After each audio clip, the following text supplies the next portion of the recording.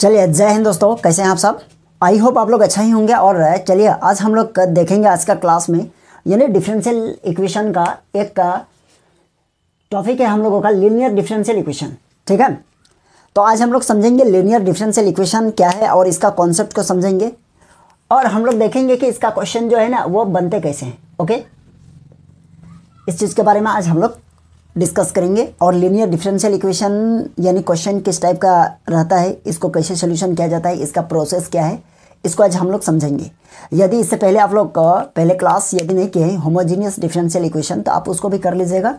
और यदि differential equation यदि आप स्टार्टिंग से देखना चाह रहे हैं तो आप इसका प्लेलिस्ट बना हुआ है, जाके वहाँ आप देख सकते हैं। तो चलिए स्टार्ट करते हैं डिफरेंशियल इक्वेशन में, है ना। सबसे देखिए, सबसे पहले हम क्या लिखते हैं, डिफरेंशियल इक्वेशन का क्वेश्चन जो है ना वो किस फॉर्म में रहेगा, इसको पहले हम लोग समझते हैं। तो देखिए, लीनियर डिफरेंशियल इक्वेशन का एक ये पहचान है। सपोज कीजिए यहाँ dy बाई डी एक्स है और प्लस ये है पी वाई इक्वल्स टू यहाँ x है। x या आप यहाँ q भी कह सकते हैं, कोई दिक्कत नहीं है। यहाँ हम क्या बोलेंगे, इसको q बोल दिए। चलिए ठीक है,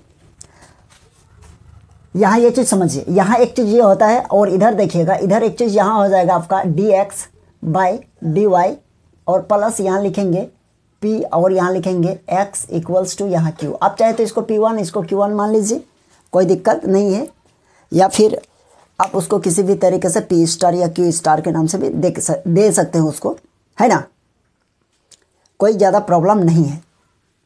तो देखिए, इसके बाद हम लोग क्या करेंगे इसको, अब यानी यहाँ ये चीज़ होता है ना, तो ये p जो है ना इसका फंक्शन क्या है, f यानी x, यानी यहाँ जितना भी यहाँ चीज़ जो होगा p के प्लेस पर, वो सपोज कीजिए वो x के फॉर्म में होना चाहिए। आप ये एक बात समझिए, जो भी यहाँ x रहेगा ना या फिर कुछ भी रहे, लेकिन आपको यहाँ आपका यहाँ y होना ज़रूरी है। यदि यहाँ पहचानिए, देखिए dy बाई डी एक्स है, यहाँ y है ना, दैट मीन्स प्लस के बाद जो भी आपके साथ रहेगा, लेकिन उसके साथ में क्या होना चाहिए, y होना चाहिए। तभी आप समझ जाइएगा कि ये क्या है, लीनियर डिफरेंशियल इक्वेशन है।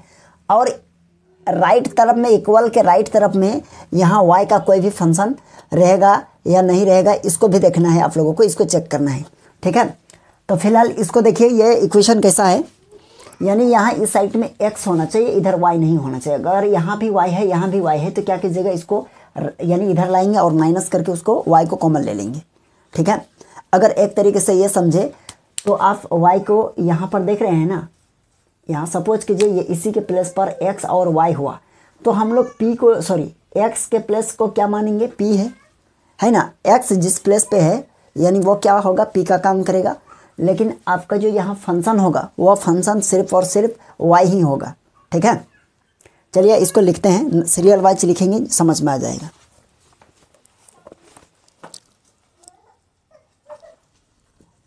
यहाँ देखिए, एक नंबर में हम लिखेंगे इस, यही क्या है कि ये रहेगा आपका गिवन लीनियर, अच्छा यहाँ डी ई लिख देंगे तो समझ में आ जाएगा, यानी डिफरेंशियल इक्वेशन है ना। या फिर चलिए पूरा लिख देते हैं, क्या पता कंफ्यूज कर जाइएगा। तो ये हो जाएगा आपका क्या, डिफरेंशियल इक्वेशन। ठीक है, डिफरेंशियल इक्वेशन, तो डिफरेंशियल इक्वेशन ये है।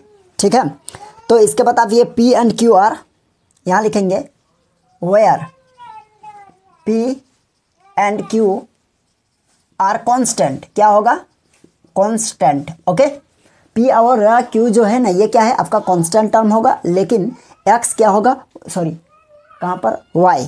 तो यहाँ पर आपका y जो होगा ना, यानी कांस्टेंट ऑफ द फंक्शन, ये हो जाएगा आपका दूसरा नंबर में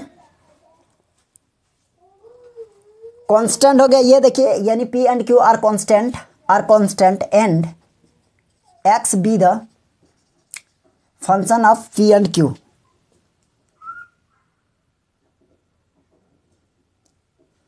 यहाँ और कर दीजिए, एंड नहीं, और क्या हो जाएगा, ये x बी द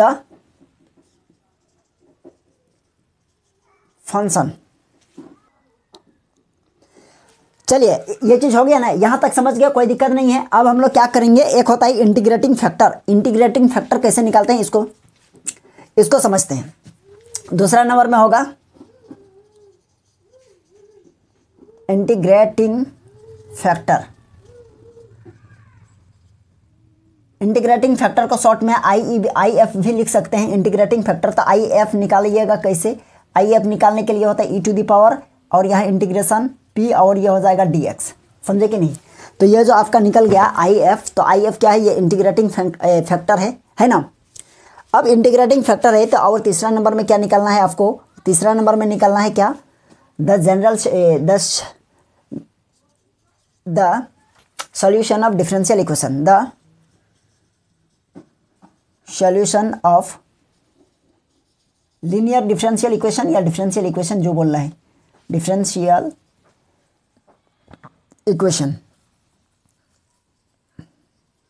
तो इसके लिए होगा क्या, यानी यहाँ हो जाएगा आपका y इंटू आई एफ, ये इस कंडीशन में y इंटू आई एफ होगा, है ना, integrating factor are equals to, यहाँ हो जाएगा आपका क्या आई एफ और मल्टीप्लाई q, है ना, और यहाँ हो जाएगा आपका dx।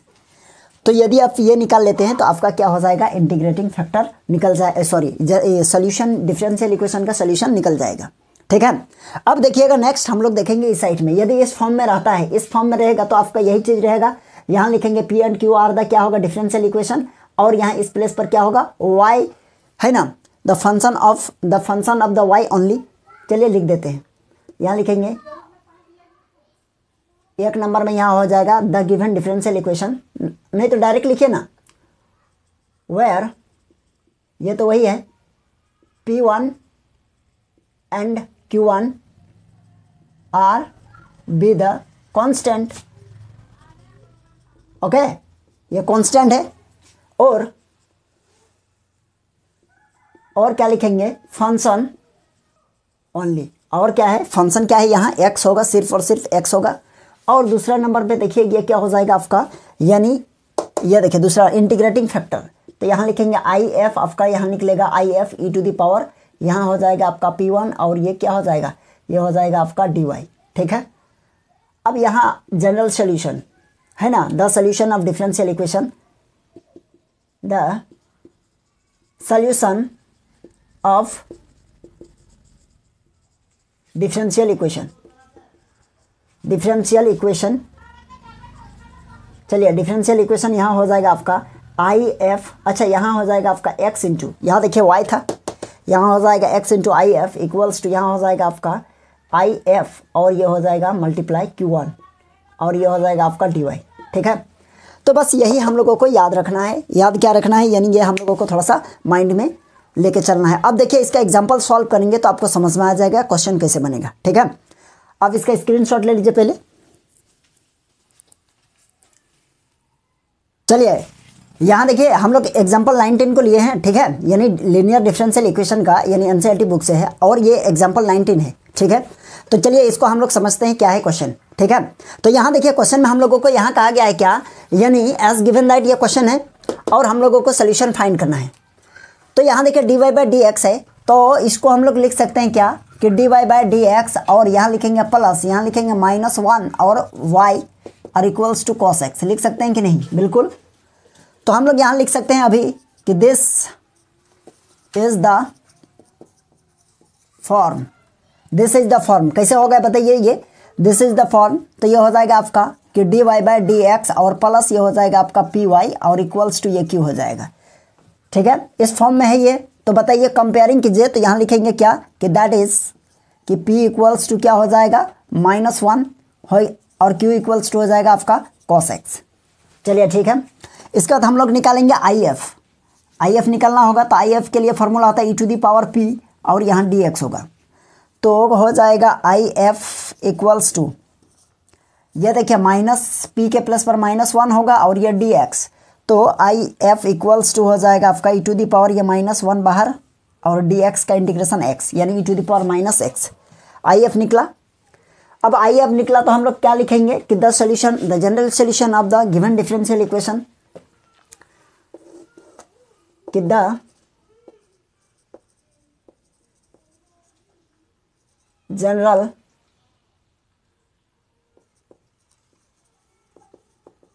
Solution of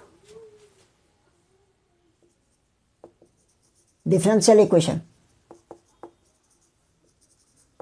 okay. तो इसका हो जाएगा क्या y मल्टीप्लाई आई एफ और इक्वल्स टू यहाँ हो जाएगा आई एफ और मल्टीप्लाई क्यू और ये हो जाएगा आपका dx। यही तो हम लोगों का प्रॉपर्टीज था ना।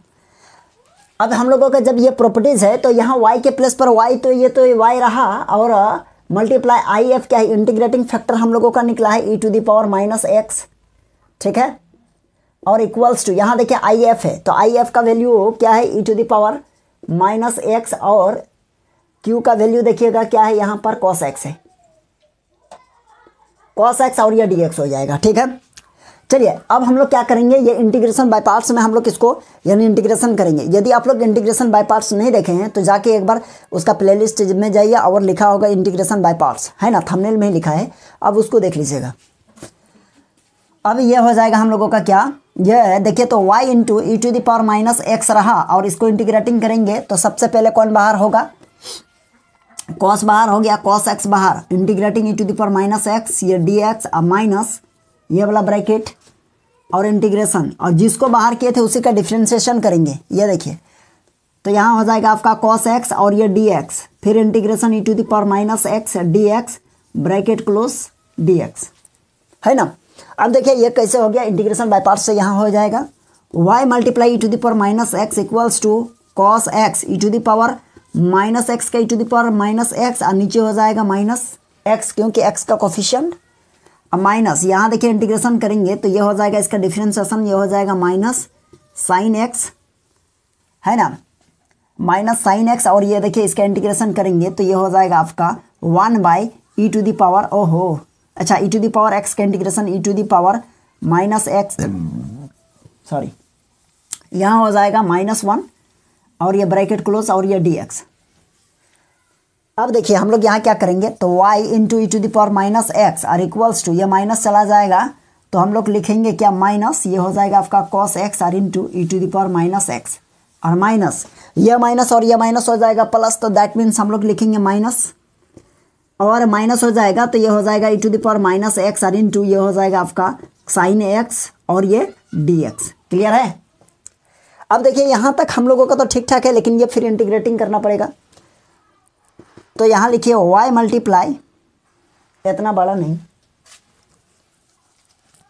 यहाँ हो जाएगा आपका y into imply that y into e⁻x equals to minus, ये रहा आपका cos x into e⁻x minus, फिर इसको हम लोग इंटीग्रेटिंग करेंगे तो ये माइनस बाहर में है, ब्रैकेट क्लोज, फिर साइन x निकलेगा, इंटीग्रेटिंग e⁻x का होगा ये dx और माइनस ब्रैकेट क्लोज, डिफ्रेंशिएशन किसका, जो बाहर है, तो यहाँ हो जाएगा डिफ्रेंशिएशन किसका होगा, साइन x और ये dx, इंटीग्रेशन e⁻x dx, अब ब्रैकेट क्लोज, इधर फिर dx होगा, है ना।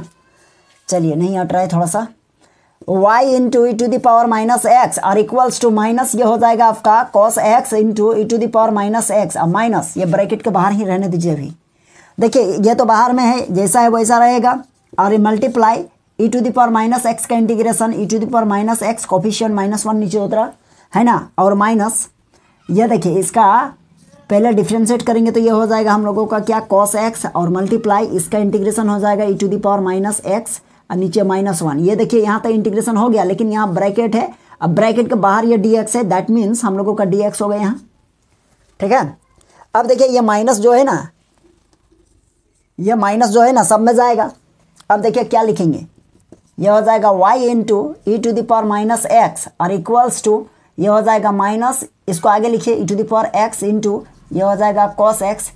चलिए इस माइनस को अंदर जैसे ही ले जाएंगे तो ये माइनस और ये माइनस प्लस हो जाएगा, तो यहाँ लिखेंगे प्लस e⁻x और इंटू ये हो जाएगा आपका साइन x, जैसे ये माइनस यहाँ जाएगा तो क्या होगा, प्लस, ठीक है, प्लस हो जाएगा, और इस माइनस ये बाहर आएगा फिर माइनस हो जाएगा, तो आप यहाँ लिखिएगा माइनस, और ये इंटीग्रेशन है, देखिएगा इंटीग्रेशन e⁻x और इंटू ये हो जाएगा आपका cos x और ये dx, ठीक है। तो एक काम कीजिए, यहाँ देखिए इसको हम लोग क्या मानेंगे, इसको इक्वेशन 1 मान लेते हैं और इसको हम लोग इक्वेशन 2 मान लेते हैं, ठीक है, अपना सुविधा के हिसाब से। अब आप लोग एक चीज़ यहाँ ये बताइए कि integration e⁻x into cos x और इंटू dx ये वाला है कि नहीं है, है ना।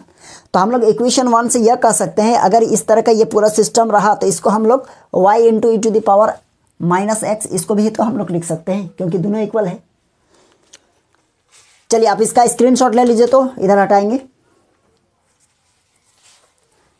अब यहाँ लिखेंगे फ्रॉम इक्वेशन 1, यहाँ लिखेंगे सिंस फ्रॉम इक्वेशन 1। अब देखिए इक्वेशन 1 से क्या है, हम लोग लिखेंगे इक्वेशन 1 से, इधर देखिए आपके इधर राइट तरफ लेफ्ट तरफ में है y into e to the power minus x equals to, यह देखिए ये है आपका minus e to the power minus x into cos x और plus e to the power minus x into sine x और माइनस। अब बताइए equation 1 से हम लोग इस प्लेस पर क्या लिखेंगे, यहाँ से यहाँ इस प्लेस पर क्या लिखेंगे, देखिए दोनों सेम है, इस प्लेस पर लिखेंगे y into e to the power minus x और इधर प्लस सी, क्योंकि इंटीग्रेशन जैसे खत्म होगा कांस्टेंट सी दे देंगे।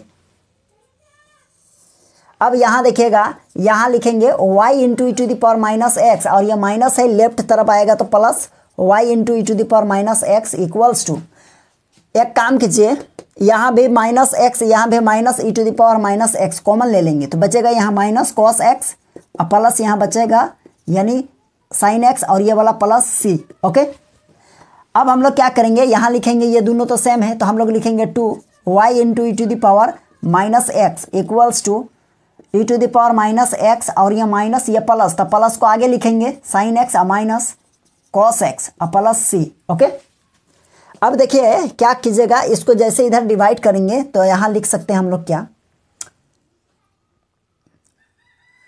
यहाँ लिखेंगे देखिए, हाँ y इक्वल्स टू अगर लिखना चाहे तो हम लोग लिख सकते हैं, देखिए यहाँ लिखेंगे क्या, e to the power minus x into ये हो जाएगा आपका साइन एक्स और माइनस कॉस एक्स और प्लस ये वाला क्या हो जाएगा सी और बाई में हो जाएगा यानी 2 e to the power minus x. y equals to ये देखिए ये इसके साथ लिखेंगे तो हम लोगों का हो जाएगा यानी क्या, देखिए e to the power minus x और इंटू ये हो जाएगा sine x minus cos x और नीचे हो जाएगा 2 e to the power x और प्लस यहाँ लिखेंगे c by 2 e to the power minus x. ठीक है, अब ये हो जाएगा y इक्वल्स टू ये और ये तो कटा क्योंकि ये माइनस है ना, यहाँ 2 बचा तो हम लोग लिख सकते हैं क्या, sign x minus cos x by 2 और यहाँ देखिए यह माइनस है तो इसको ऊपर लिखेंगे तो यहाँ इस तरह होगा c बाई 2 और e to the power plus x, है ना। तो यही हम लोगों का क्या हो गया, आंसर हो गया। लास्ट में लिख सकते हैं which is the general equation of general required equation of given differential equation. ठीक है, बहुत सिंपल सा है, कोई दिक्कत नहीं है, आराम आराम से लिख लीजिएगा। यहाँ तक हो गया हम लोगों का आंसर। तो आप हम लैंग्वेज कहाँ लिखेंगे, स्पेस ही नहीं है ये आंसर हो गया। ठीक है,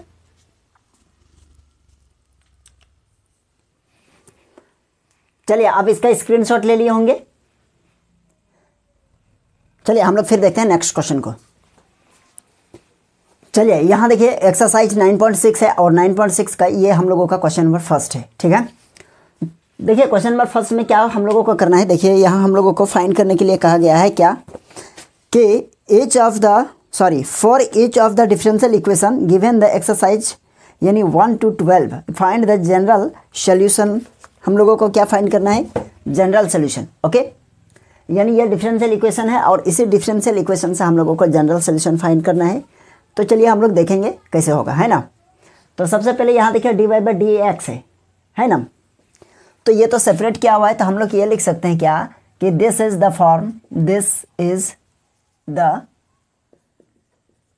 फॉर्म। किस फॉर्म में है हम लोग पढ़े हैं क्या, dy by d x plus ये होता है py equals to q। Okay, हम लोग लिखेंगे that is p equals to हम लोग लिख सकते हैं क्या होगा 2 होगा और यहाँ q इक्वल्स टू लिख सकते हैं क्या साइन x। क्लियर है। अब हम लोग यहाँ लिखते हैं, हम लोग को क्या अब क्या निकालेंगे, अब हम लोग निकालेंगे integrating factor. Integrating factor means ये वो क्या होता है यानी IF। तो यहाँ लिखेंगे इंटीग्रेटिंग फैक्टर। ओके, तो इंटीग्रेटिंग फैक्टर दैट मीन्स इसको शॉर्ट में लिखेंगे IF और IF इक्वल्स टू होगा क्या e to the power integration p और ये dx होगा। ओके, तो हम लोग यहाँ लिखेंगे IF equals to e to the power, यहाँ देखिए p है ना। तो हम लोग p के प्लेस पर क्या लिख सकते हैं, तो p का वैल्यू क्या है 2 है, यहाँ लिखेंगे 2 और ये हो जाएगा आपका dx। IF equals to e to the power ये 2 बाहर चला जाएगा और dx का इंटीग्रेशन x होगा। तो IF यानी इंटीग्रेटिंग फैक्टर जो है ना हम लोगों का क्या निकल गया ई टू द पावर यानी 2x है। 2x को हम लोग लिख सकते हैं क्या e to the power x का होल स्क्वायर, यानी इसको लिख सकते हैं ई टू द पावर x और इस पूरे का स्क्वायर। ओके, एक ही चीज़ है। अब हम लोग लिखेंगे क्या, the solution, the general solution of given differential equation, the general solution of differential equation, या रिक्वायर्ड, यहाँ क्या लिख सकते हैं, the general solution of differential equation, यहाँ तो ये लिख नहीं रहे डिफरेंशियल इक्वेशन।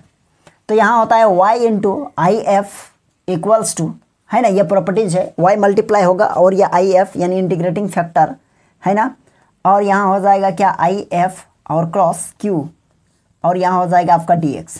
ठीक है, ये समझिए आराम से, बहुत आराम से बता रहे हैं। ये हो जाएगा y और आई एफ का वैल्यू क्या निकला है, e⁻²x, है ना। आप चाहे तो इसको भी लिख सकते हैं, लेकिन यही लिखते हैं, जब बाद में ज़रूरत पड़ेगा तो ये हम लोग यूज़ कर सकते हैं। तो इसका हो जाएगा e⁻²x और इसका हो जाएगा q का, देखिए क्या है, किधर गया, यहाँ देखिए q इक्वल्स टू क्या है, आप चाहे तो इसको इक्वेशन 1 मान लीजिए, ज़्यादा बेहतर रहेगा, ज़रूरत पड़ सकता है। ये है आपका sin x और ये है dx, क्लियर है।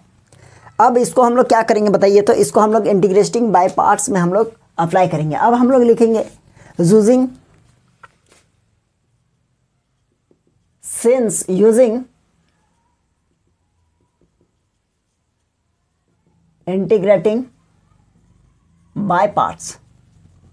ओके, अब क्या होगा, देखिए बाय पार्ट्स में एक हम लोग प्रॉपर्टीज पढ़े हैं, क्या पढ़े हैं देखिएगा, आई लेट, है ना, इसको समझा रहे हैं, क्या पढ़े हैं, आई लेट। तो आई से क्या होता है, आई से होता है इन्वर्स, है ना, इन्वर्स ट्रिगोनोमेट्रिक फंक्शन, एल से लॉगरिथम फंक्शन होता है, और ए से एल्जेब्रिक फंक्शन होता है, और टी से होता है क्या, यानी टी से होता है ट्रिगोनोमेट्रिक फंक्शन, और ई से होता है एक्सपोनेंशियल फंक्शन।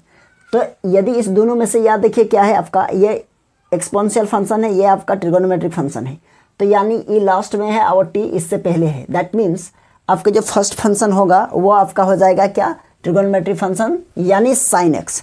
तो हम लोग यहाँ लिखेंगे साइन एक्स को बाहर करेंगे, इस साइड में क्या है देखिए, imply that I into e⁻²x okay are equals to, यहाँ हो जाएगा आपका साइन एक्स और इंटीग्रेशन होगा e⁻²x और यह dx माइनस ब्रैकेट, और यहाँ हो जाएगा इंटीग्रेशन, डिफ्रेंशिएशन किसका होगा, जो बाहर है, तो बाहर क्या है, यहाँ साइन एक्स है, और यहाँ पे हो जाएगा आपका dx। ओके, फिर इंटीग्रेशन यहाँ हो जाएगा 2x, यह dx ब्रैकेट क्लोज, यह dx होगा। तो हम लोग यहाँ लिख सकते हैं क्या कि y into e⁻²x are equals to, यहाँ देखिए ये हो जाएगा आपका साइन एक्स, क्लियर है, और ये हो जाएगा आपका e⁻²x है, और 2x का नीचे उतरेगा 2 हो जाएगा, माइनस यहाँ देखिए ये हो जाएगा ब्रैकेट, सॉरी इंटीग्रेट, ये देखिए ब्रैकेट हट जाएगा, और यहाँ डिफ्रेंशिएशन करना होगा साइन एक्स का, तो साइन एक्स का डिफ्रेंशिएशन हो जाएगा आपका कॉस एक्स, और इसका इंटीग्रेशन करेंगे तो e⁻ हो जाएगा आपका 2x बाई कोफिशिएंट 2 निकलेगा, और ये वाला dx यहाँ लिखेंगे dx। ठीक है, अब देखिए इसको क्या होगा, y इंटू e⁻²x, है ना, आप चाहे तो इसको इक्वेशन 2 मान लीजिए, ज़रूरत पड़ेगा, और इक्वल्स टू, इसको आगे लिखेंगे तो हो जाएगा e⁻²x, और नीचे हो जाएगा 2r इंटू साइन एक्स, और माइनस ये 2 1/2 बाहर e⁻²x और इंटू कॉस एक्स, और ये dx। फिर यहाँ पर देख रहे हैं ना e⁻x इंटू कॉस एक्स, और यहाँ क्या है e⁻² into sine x. That means आप अगर कहे तो ये इसी के जैसा तो ये आ रहा है, दैट मीन्स ये इसको भी फिर से हम लोगों को क्या करना पड़ेगा, इंटीग्रेटिंग करना पड़ेगा बाय पार्ट्स में, है ना। तो यहाँ देखिए, तो यहाँ लिखेंगे कि imply that y into e⁻² और इक्वल्स टू, ये हो जाएगा 1/2, है ना। देखिए इसको थोड़ा सा छोटा छोटा लिखने का कोशिश करेंगे, ये हो जाएगा e⁻ यहाँ 2x और इंटू ये हो जाएगा आपका साइन एक्स, और माइनस 1/2 रहा, और यहाँ देख रहे हैं e⁻² इंटू कॉस एक्स। इसको हम लोग क्या करेंगे, फिर इसको हम लोग इंटीग्रेटिंग बाय पार्ट्स में फिर अप्लाई करेंगे, और अप्लाई करने के बाद जो रिजल्ट आएगा उसको फिर देखते हैं, है ना, कुछ कटेगा या क्या होगा।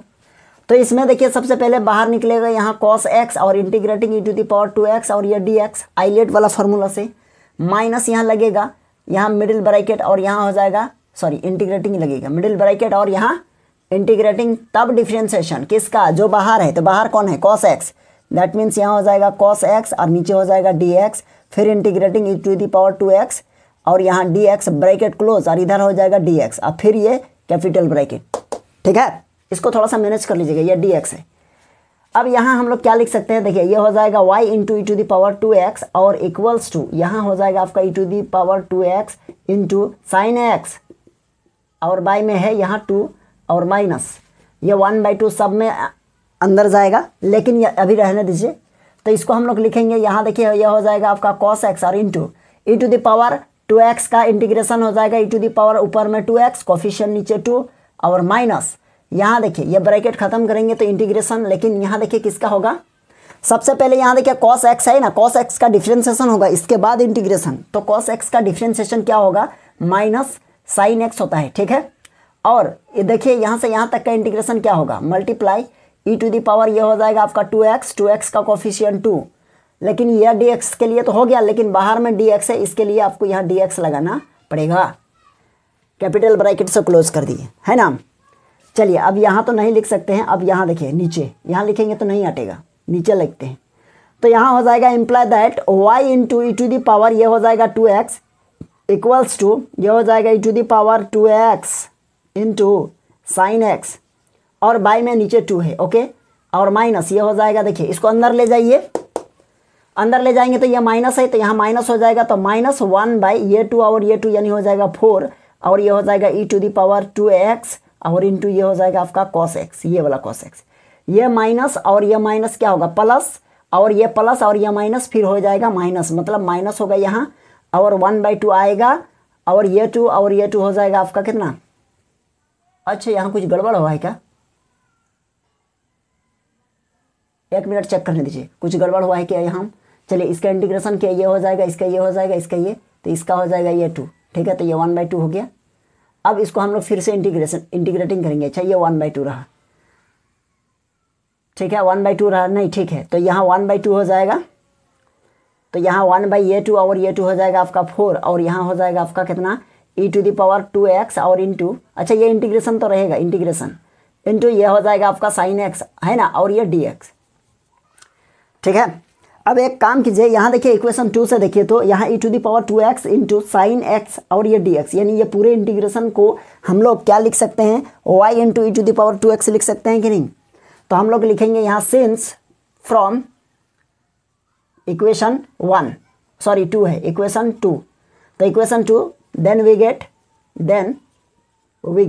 तो हम लोग क्या पाते हैं, देखिए तो यहाँ हो जाएगा y into e to the power 2x और इक्वल्स टू यहाँ ये रहेगा आपका e to the power 2x है ना, और इंटू ये हो जाएगा आपका साइन x अब बाई 2 और minus 1/4 e to the power x sorry 2x और इंटू ये क्या है cos x और माइनस ये हो जाएगा 1/4 और इस पूरे को हम लोग क्या बोलेंगे, देखिए तो दिस इक्वल टू दिस, यानी हम इसके प्लस पर लिखेंगे y into e to the power 2x। अब देखिए इस 1/4 y into e to the power 2x minus में है, लेकिन राइट तरफ ले जाएंगे, जैसे ही ये क्या हो जाएगा आपका प्लस हो जाएगा, ओके। इधर थोड़ा हटाएंगे, अब इसको अब इसका स्क्रीनशॉट ले लीजिए। चलिए हो गया होगा, पूरा का ले लीजिए। चलिए अब देखिए यहाँ हो जाएगा आपका ये, इसको इधर लाएंगे तो ये हो जाएगा imply that y into e to the power 2x और plus 1/4 y into e to the power 2x और इक्वल्स टू ये देखिए ये, अच्छा यहाँ 4 और ये यानी 2 और 4 बचेगा, दैट मीन्स आप इसका एलसीएम ले लीजिए, है ना। एलसीएम ले लेंगे तो आपका हो जाएगा 4, ये 4 हो जाएगा, लेकिन ये 2 से मल्टीप्लाई और ये देखिए e to the power 2x e to the power 2x common ले लीजिए, तो ई टू दी पावर यहाँ हो जाएगा 2x ब्रैकेट बचेगा यहाँ 2 ये साइन x, क्योंकि ये 2 है ना, एलसीएम 4 आया है, तो यहाँ हो जाएगा 2 से multiply, that means sign 2x minus cos x, ठीक है। और यहाँ लिखेंगे प्लस c, क्योंकि इंटीग्रेशन कंप्लीट हो चुका है, यहाँ प्लस c होगा। चलिए अब ये हो जाएगा आपका इंटीग्रेशन। एक काम कीजिए, यहाँ हम लोग का y into e to the power 2x को कॉमन ले लेंगे, ये कॉमन आ गया, मतलब ये 1 बचेगा प्लस यहाँ 1/4 और ये पूरा बाहर, तो ये हो जाएगा 1/4 और इक्वल्स टू ये क्या हो जाएगा, ये हो जाएगा आपका e to the power 2x है ना, ई टू दी पावर 2x और नीचे हो जाएगा आपका 4 और इधर हो जाएगा 2 साइन x और माइनस कॉस x और प्लस c, ठीक है। अब जैसे ही इसको ई टू दी पावर 2x को राइट तरफ ले जाएंगे तो क्या होगा, देखिए y into e to the power 2x और इसका एलसीएम लेंगे तो ये हो जाएगा 4 और ये हो जाएगा 5, यानी 4/5 इक्वल्स टू देखिए 4/5 इक्वल्स टू ये हो जाएगा e टू द पावर ये 2x और ये 4 और ये हो जाएगा 2, ये साइन x माइनस ये कॉस और प्लस ये c। आप चाहे तो इसको क्या कीजिएगा, ये इसके साथ डिवाइड करेंगे तो ये ऊपर चला जाएगा, मल्टीप्लाई होगा, है ना। तो ये और ये तो कट जाएगा, ठीक है। तो देखिए क्या होगा, y इक्वल्स टू अगर हम ले जाना चाहिए इसको तो क्या होगा, देखिए ये ऊपर चला जाएगा मतलब मल्टीप्लाई में, तो ये और ये तो कट जाएगा ना, लेकिन ये 5 से डिवाइड होगा तो क्या होगा, देखिए ऊपर में हो जाएगा, यहाँ क्या है e to the power 2x और इंटू 2 साइन x माइनस यहाँ कॉस x, और बाई में क्या हो जाएगा, देखिए बाई में हो जाएगा 5 और into e to the power 2x और प्लस यहाँ पर हो जाएगा आपका क्या, यानी c और 4 से मल्टीप्लाई रहेगा तो 4 है by e to the power 2x, ठीक है। तो हम लोग लिख सकते हैं y इक्वल्स टू ये और ये तो कटा, तो हम लोग लिखेंगे क्या 1/5 और ये हो जाएगा आपका 2 sine x minus cos x plus यहाँ देखिए 4c को हम लोग लिखेंगे c1 और e टू द पावर क्या होगा 2x, अब बगल में लिख देंगे क्या 4c equals to c1, okay, constant term है। तो हम लोग लिखेंगे y इक्वल्स टू 1/5 और ये हो जाएगा 2 साइन x और माइनस ये हो जाएगा आपका कॉस x और plus c1 e to the power minus 2x, okay. तो यही हम लोगों का क्या हो गया, यानी general solution, which is the required general solution of given differential equation, okay.